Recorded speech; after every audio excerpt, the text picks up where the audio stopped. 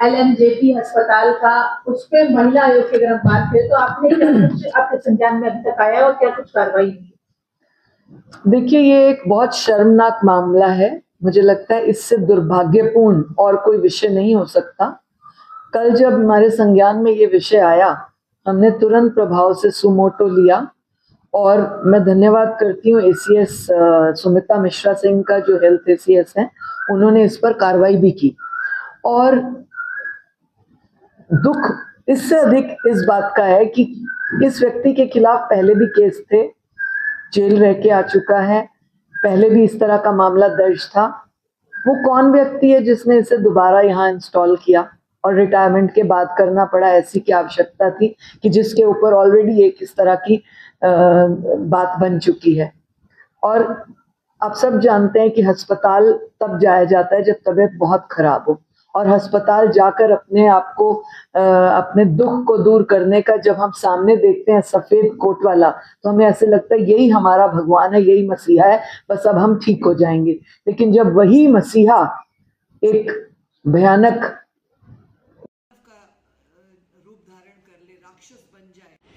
बच्ची के बयान जब मुझे पता लगे कि जो उनके हॉस्पिटल के किसी डॉक्टर ने ही दिए कि जब वो बहुत ब्लीडिंग में थी तब बच्ची को लाया गया और बच्ची ने बोला कि मेरे साथ ये हादसा हुआ है, ये वाक्य हुआ है, तब उस शैलेंद्र को पकड़ा गया। और आज हमारे अस्पतालों में, हमारे कई शिक्षा संस्थानों में, कई ऐसी जगहों पे इस तरह के राक्षस जो भरे हुए हैं, उनके खिलाफ सख्त कार्रवाई हो, यही महिला आयोग चाहता है हमेशा से, और महिला आयोग कहीं पीछे नहीं हटेगा।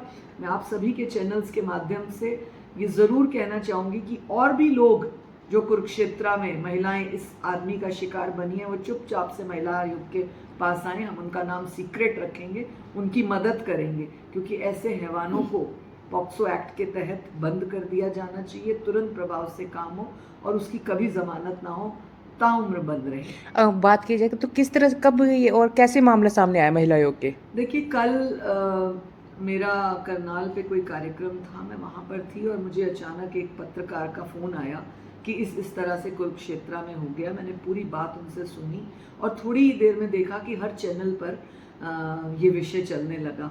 तुरंत उसी समय हमने सुमोटो लिया कि एक बच्ची के साथ, उसका पेट दर्द था, चेकअप कराने गई बच्ची के साथ एक बार नहीं कई बार इस तरह से अनहोनी घटना घटी।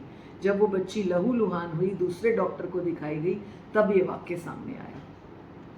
तो मैम, जो आप कह रहे हैं कि इसको रीजॉइनिंग करवाई डॉक्टर को, जिसने रीजॉइनिंग करवाई है, क्या उनके ऊपर कार्रवाई होगी? ये बात हमने प्रशासन को भेजी है कि ये पता लगाया जाए कि इस व्यक्ति को दोबारा रीजॉइनिंग हुई, पहले का केस क्या था, तब क्या वाक्य हुआ था, अगर ये जेल में था किस विषय पर था और क्यों ऐसे दोबारा हुआ, ये सारी इंक्वायरी के लिए हमने बात की है।